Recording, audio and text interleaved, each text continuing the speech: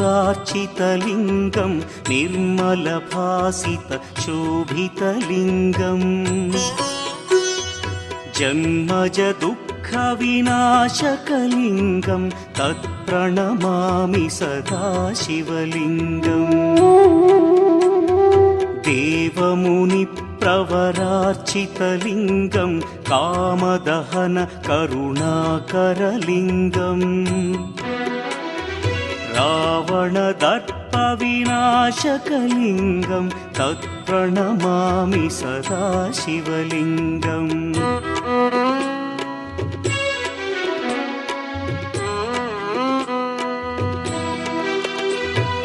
सर्वसुगन्धसुलेपितलिङ्गं बुद्धिविवर्धनकारणलिङ्गं सिद्धसुरासुरवन्दितलिङ्गं तत्प्रणमामि सदा शिवलिङ्गं कनकमहामणिभूषितलिङ्गं फणिपतिवेष्टितशोभितलिङ्गम्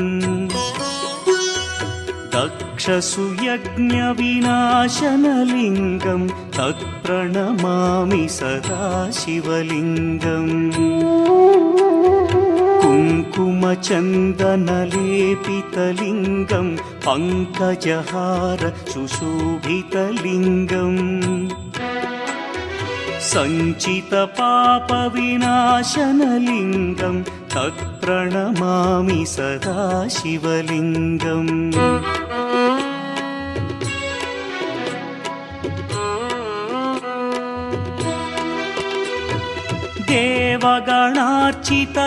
देवगणार्चितसेवितलिङ्गं भावैर्भक्तिभिरेव च लिङ्गं दिनकरकोटिप्रभाकरलिङ्गं तत्प्रणमामि सदा शिवलिङ्गम् अष्टदलोपरिवेष्टितलिङ्गं सर्वसमुद्भवकारणलिङ्गम्